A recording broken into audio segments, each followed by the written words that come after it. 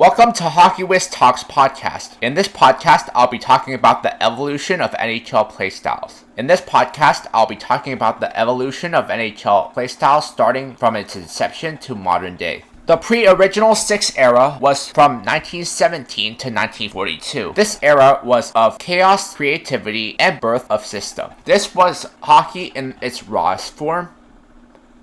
This early NHL was a wild, often violent league with minimal structure and lots of improvisation. What defined the league was roving forwards and no blue line, as early on positions were fluid. The game was more about individual rushes than coordinated team play. It had low scoring and high violence. Stick swinging and brawls were common.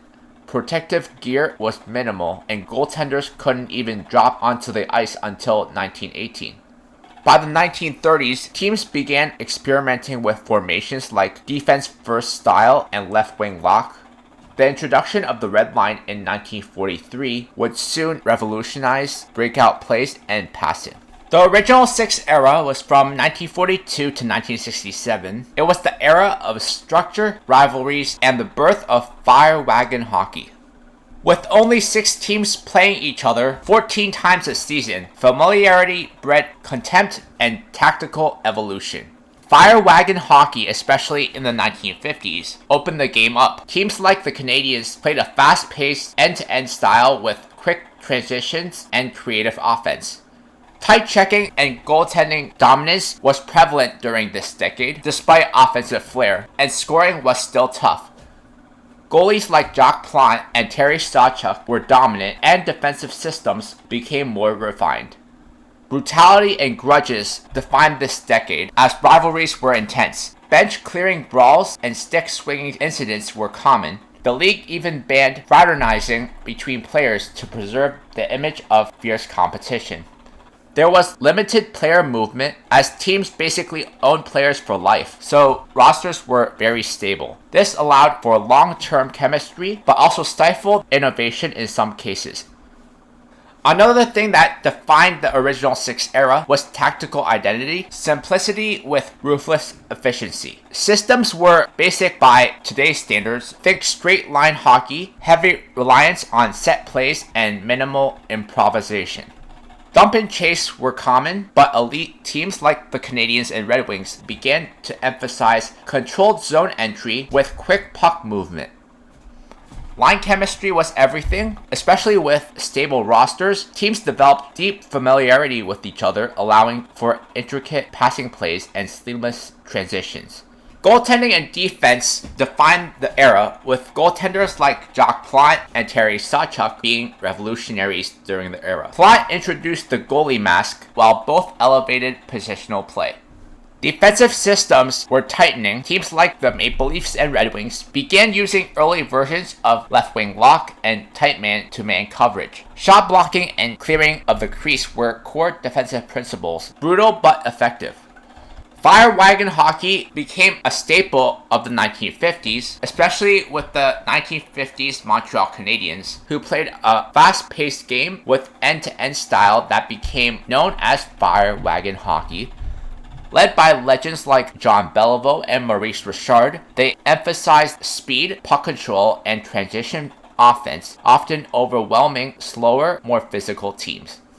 Another thing to note with the original 6 era is cultural and structural factors. With player rights being tightly controlled, once a player signed with the team, they were essentially owned for life. This led to long-term line combinations and deep tactical cohesion. Canadian dominance shaped the style. With most players coming from similar junior systems, there was shared tactical language, gritty, disciplined, and team first. And now a word from our sponsor. Check out my scouting blog at hockeywiz777scouting.com. Listen to my scouting blog podcast on podcasters.spotify.com/pod/show/hockeywiz777scouting. From 1967 to the early 1970s, the league was defined by grit, goons, and growing pains. This was when the league doubled from 6 teams to 12 teams in 1967, and the talent pool thinned. This led to slower, more physical hockey with an emphasis on dump and chase, tight checking, and enforcers protecting star players. Teams like the Philadelphia Flyers, known as the Broad Street Bullies, leaned into intimidation, using brute force and aggressive forechecking to dominate. Goals were relatively low, and goaltenders like Ken Dryden and Tony Esposito thrived in defense-first environments. Defensive shells and physical warfare defined this era. Talent delusion meant many expansion teams could not match the skill of original six clubs, so they leaned into defensive systems and goaltending heroics. Dump and chase became the default for weaker teams. Get the puck deep, hit hard, and hope for a mistake. Goaltending styles began to shift as the butterfly technique emerged, and netminders like Tony Esposito and Bernie Perrant became tactical weapons.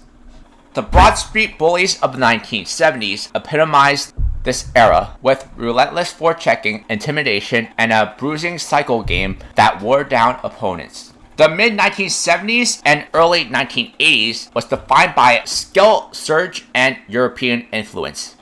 The WHA merger of 1979 saw the NHL absorb 4 WHA teams, bringing in stars like Wayne Gretzky and introducing European-style finesse to North American ice.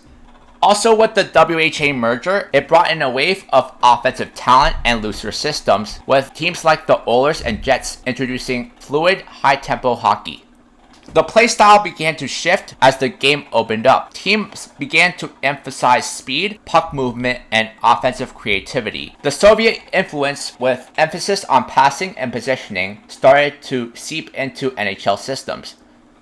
Coaches experimented with power plays, stretch passes, and offensive zone cycling. The Oilers dynasty under Glenn Sather epitomized this shift, blending raw talent with fluid, high-tempo play. During the late expansion era, from the early to mid-80s, fire wagon hockey was in full flight. The Edmonton Oilers dynasty under Glenn Sather redefined the era with speed, skill, and transition offense. Wayne Gretzky, Yari Curry, and Paul Coffey turned the neutral zone into a launch pad, exploiting space with surgical precision. Scoring exploded, and teams regularly hit 350 plus goals per season. Defensive structure often took a backseat to offensive fireworks. The 80s saw record-breaking offense, Gretzky's 200-point seasons, the Oilers' 400-plus goal years, and a league-wide surge in scoring defined the era. End-to-end rushes, high-risk, high-reward transitions, and freewheeling creativity became the norm. Teams often sacrificed structure for offense, goalie techniques lagged behind, and defensive systems were often porous. Goaltenders lagged behind because equipment was smaller, techniques were still evolving, and many goalies were overwhelmed by the pace. The late expansion era laid the groundwork for modern systems. Forechecking schemes became nuanced, such as the 1-2-2 and 2-1-2. Special team strategies matured as coaches began tailoring units to exploit specific matchups. Player specialization emerged with shutdown centers, power play quarterbacks, and energy line grinders being defined rules. The dead puck era of the 1990s sprung up the rise of the trap. The neutral zone trap became the defining tactic of the decade, especially under coaches like Jacques Lemaire of the New Jersey Devils. This system clogged the middle of the ice, slowing down transition play and forcing dump-ins, leading to lower scoring games. Teams like the Devils, the 95 Cup champs, and the Panthers, the 96 finalists, thrived with this suffocating style. The dead puck era during the 90s was defined by physicality and clutch and grab. The league was still extremely physical, with clutch and grab tactics often going uncalled. Enforcers and grinders were essential roster pieces, especially in the playoffs. This era saw a decline in open ice creativity, as skilled players were often neutralized by physical defenders. Despite the defensive drag, the 90s saw a surge in European talent entering the league, as players like Jaromir Jagr, Teemu Selanne, and Peter Forsberg bringing puck possession, finesse, and off-the-puck movement to the forefront.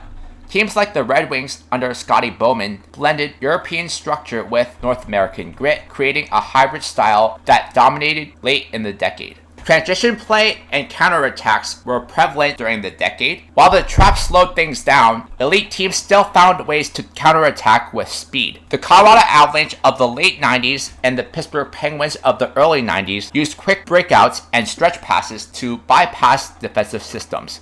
The 90s laid the groundwork for the post-lockout speed era. The league's eventual crackdown on obstruction in the 2000s was a direct response to the defensive stranglehold of this decade. The 90s was a time of tactical tension between creativity and control, chaos and structure. Check out my hockey blog at hockeywiztalkshockey.blogspot.com. Follow me on Facebook and Instagram at hockeywiz777. The dead puck era continued into the early 2000s until 2004. It was a time when defensive systems dominated, scoring plummeted, and the NHL's entertainment value was under serious scrutiny. The trap era was in full force from 2000 to 2004. The neutral zone trap, which was perfected by the Devils in the late 90s, became the league-wide blueprint in the early 2000s. Teams clogged the middle of the ice, forcing dump-ins and grinding games to a halt. The 1-2-2, 1-3-1 formations were common, designed to suffocate transition play and force turnovers. Scoring hit historic lows in 2003-2004 as the league averaged just 5.14 goals per game, the lowest since the 1950s. During the early 2000s, clutch and grab culture was prevalent, obstruction was rampant, hooking, holding, and interference were often ignored by officials, making it nearly impossible for skilled players to operate in open ice. Size and strength were prioritized over speed and finesse. Players like Darian Hatcher and Scott Stevens thrived in this environment. Enforcers still had a role, but the game was shifting towards defensive forwards and shutdown pairings. Despite the grind, stars like Jerome Iginla, Joe Sakic, and a young Ilya Kovalchuk found ways to produce. European influence continued to grow, but many finesse players struggled to adapt to the physical, obstruction-heavy North American style. The pre-lockout years were a tactical arms race. Coaches optimized systems to win 2-1 games. The goaltending during this era was elite. The butterfly technique was widespread and equipment was larger than ever. Goalies like Martin Brodeur, Mika Kiprusoff, and Roberto Luongo posted eye-popping numbers. This era set the stage for the post-lockout revolution. The speed revolution that reshaped the NHL after the 2004-2005 lockout wasn't just a stylistic shift, it was a full-blown philosophical overhaul as the league went from trench warfare to high-speed chess overnight. This lasted until the mid-2010s. The rule change that lit the fuse was the elimination of the two-line pass. Suddenly, the stretch pass and fast breakouts became lethal weapons. The crackdown on clutch and grab allowed players like Sidney Crosby and Alex Ovechkin to operate in open ice. They also cracked down on large goaltending equipment, and they introduced the trapezoid rule to obstruct goaltenders from playing the puck behind the goal line, except within the restricted zone. This opened up offensive creativity and puck retrieval battles. There was a playstyle transformation during this era. Speed and transition became the currency. Teams built around quick zone exits, north-south rushes, and relentless forechecking. Puck possession was reimagined, not just holding onto the puck, but moving it quickly with pace and purpose. Defensemen became mobile quarterbacks, as defensemen such as Duncan Keith, Erik Karlsson, and Chris Letang, skaters who could lead the rush and recover defensively, became elite defensemen during this era. There was a tactical innovation during this era, with the 1-2-2 forecheck evolving into a pressure-based system that forced turnovers high in the zone. Stretch passes and east-west puck movement became staples of offensive zone entries. Hybrid systems emerged, with teams toggling between aggressive forechecks and layered defensive structures depending on opponent and score. The player archetypes were reimagined. The prototype NHLer shifted from a 6'4" bruiser to a fleet-foot high IQ player.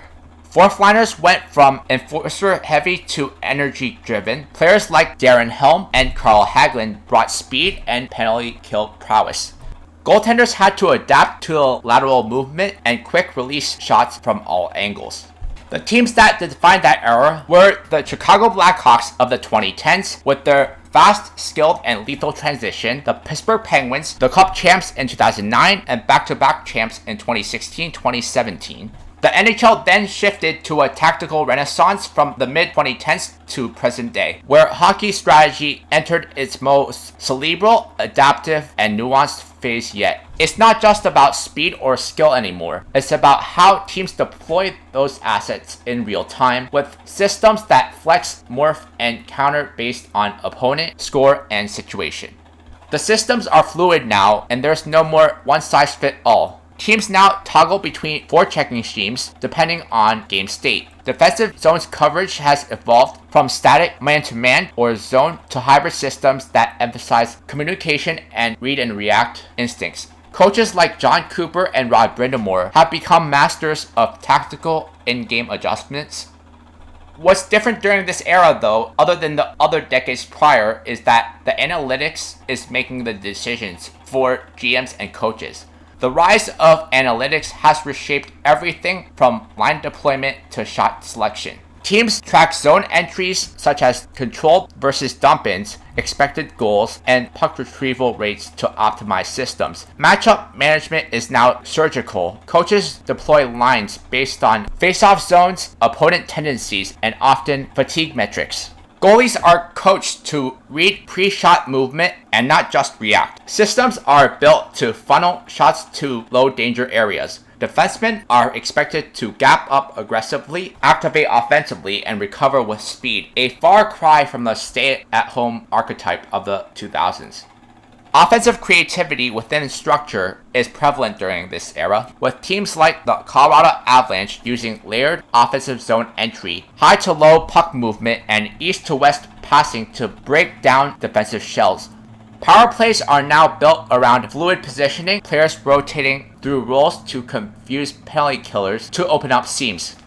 The player archetypes are now blending. The modern NHLer is a hybrid, a winger who can also play center, a defenseman who can quarterback the rush, and a fourth liner who can kill penalties and drive play. Versatility is tactical gold. It allows coaches to adapt systems without changing personnel. Listen to Hockey Wiz Talks podcast on Podbean and Spotify. Check out my travel channel at youtube.com/HockeyWizTravels. The evolution of playstyles in the NHL over time is fascinating to study, and it has shaped how the game is today. And you can see the changes being made real time when one team finds success doing something, because everyone now is a copycat with no originality. In my next podcast, I'll be talking about the evolution of NHL superstars.